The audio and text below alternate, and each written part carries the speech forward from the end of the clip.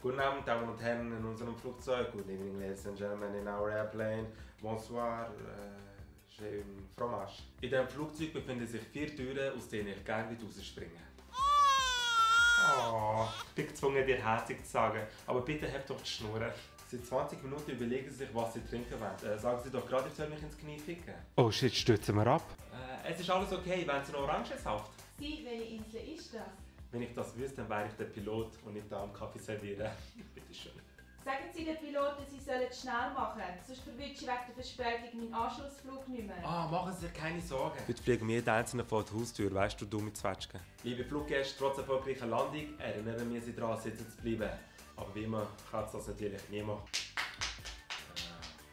Wieder jemand, der bei der Landung klatscht. Du bist bestimmt Single. Endlich der letzte Flug, nur noch 3 Stunden und dann ist Feierabend. Meine Damen und Herren, aufgrund eines technischen Problems verzögert sich der Abflug um 3 Stunden.